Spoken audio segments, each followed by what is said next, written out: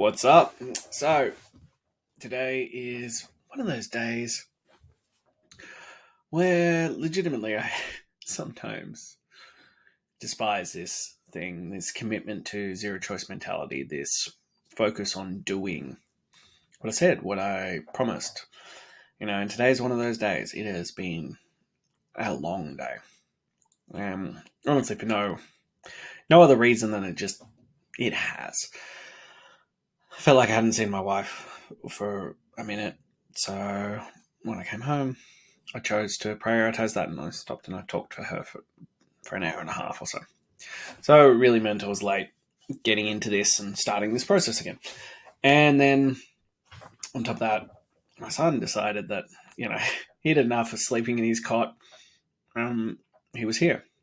So I sat with him on the couch for, it's now 10 past 10, probably another hour and a half.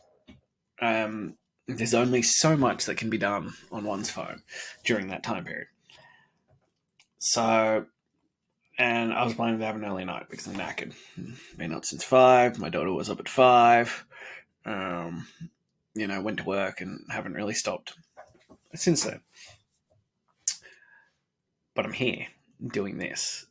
And this is the up and down side of this zero choice mentality that I said I was going to do this. I made a promise to myself, to someone I hold in high esteem, that I would do this every single day. And I honestly was this close to being like, I'll just film 2 tomorrow. No one will know.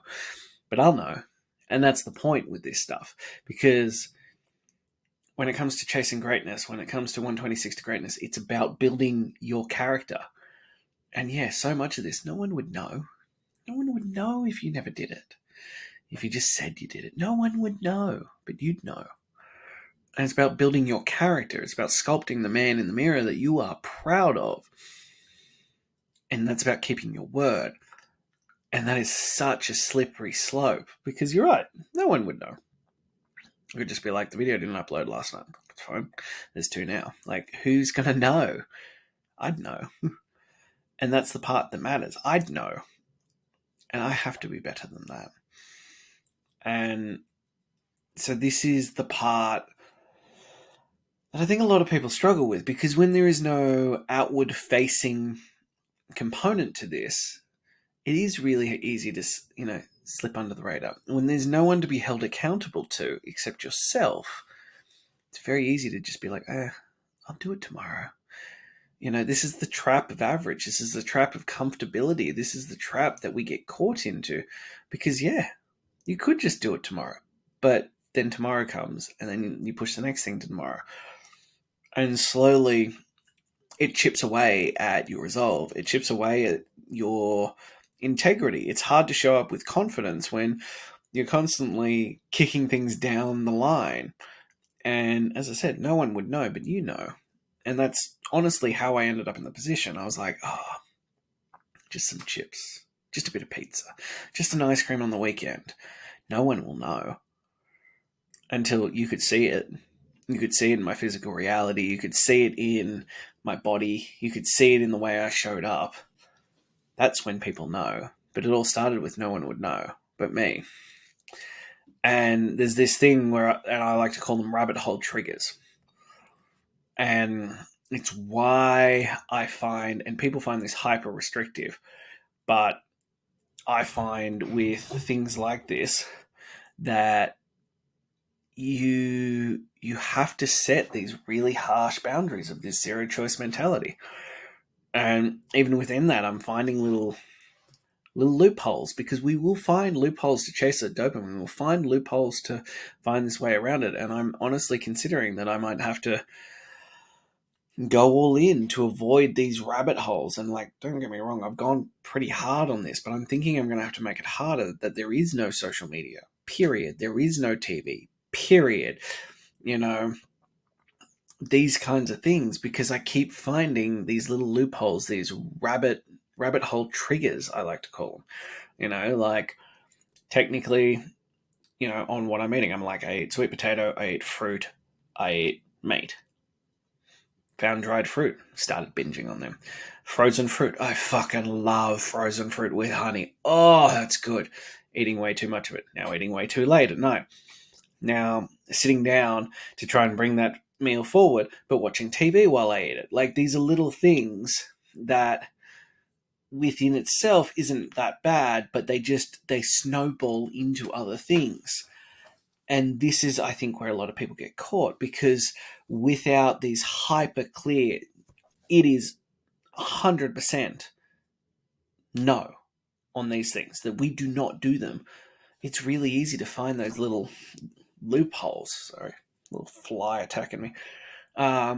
Really easy to find these loopholes or gaps in it and just convince yourself that it's okay. And it comes back to that thing, no one will know. But they add up onto each other. Yeah.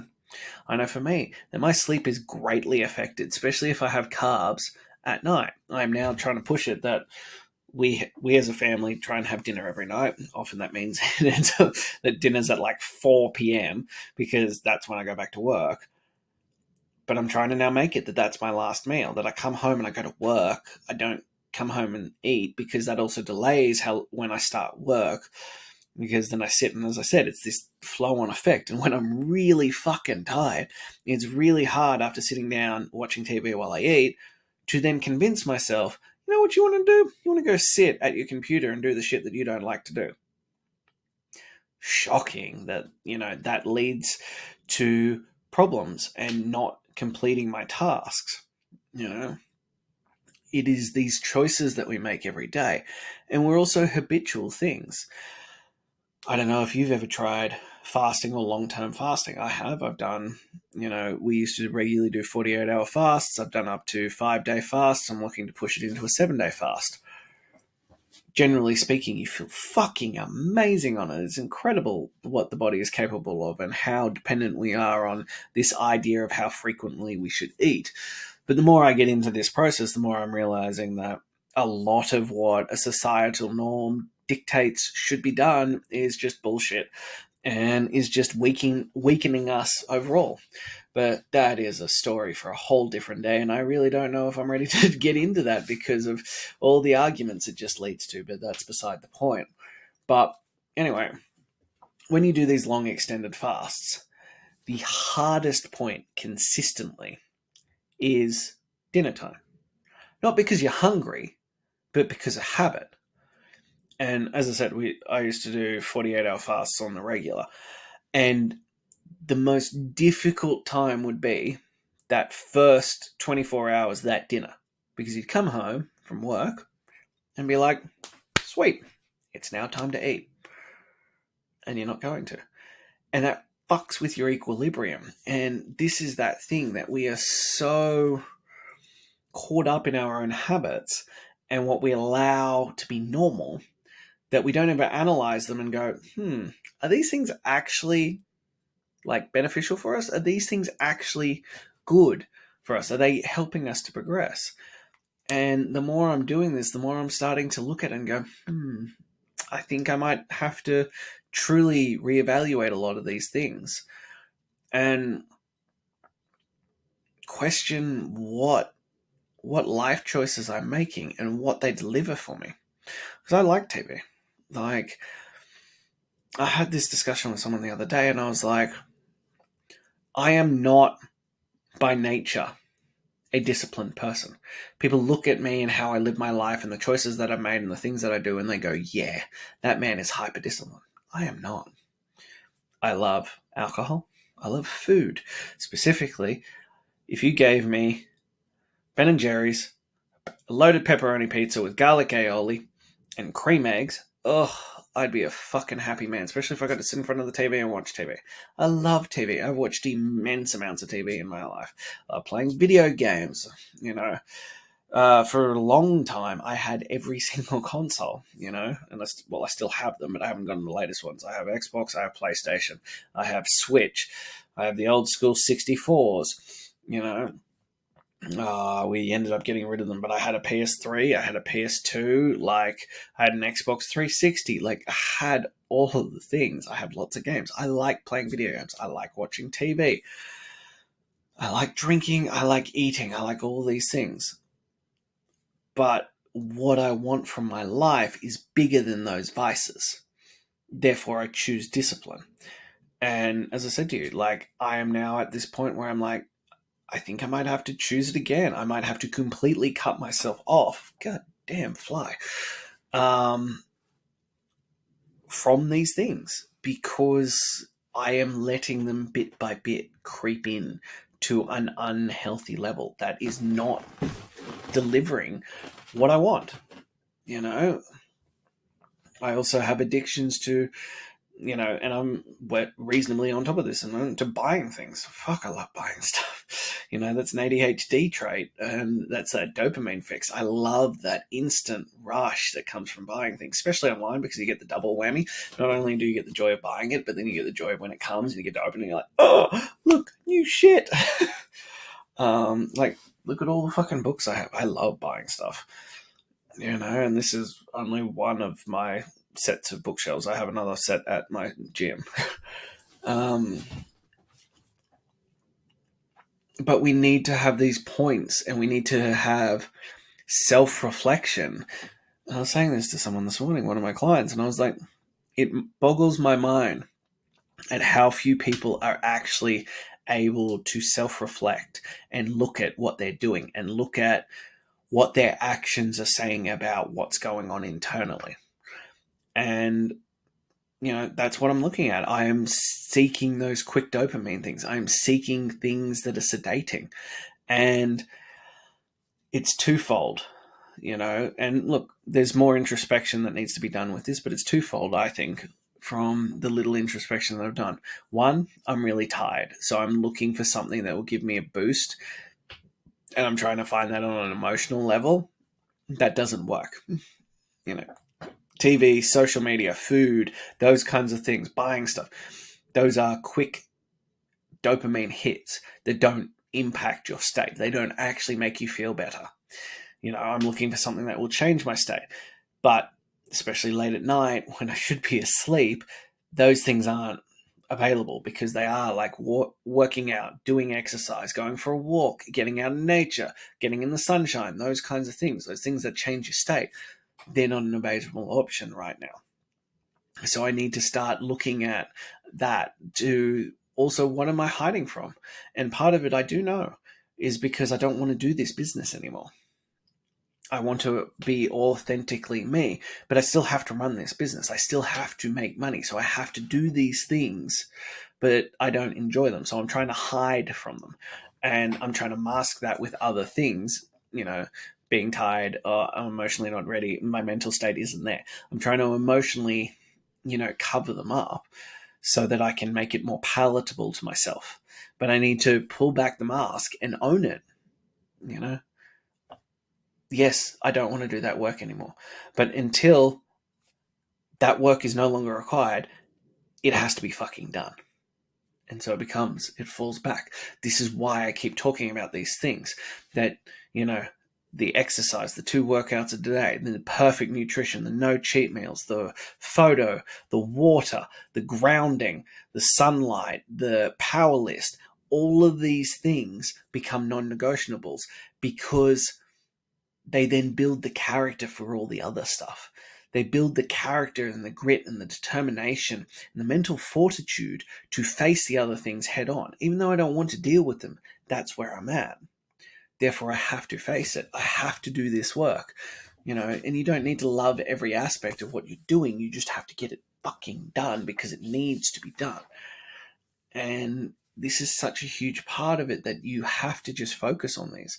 And it's why I truly believe if I give you this list and you do those things every single day to your maximum capacity with zero choice mentality, with zero compromise on it, you get to the end of 126 days and you will just show up as a different man because you'll be able to do that. I'm still in those initial stages of reteaching myself. I know what happens at the end. I've been there.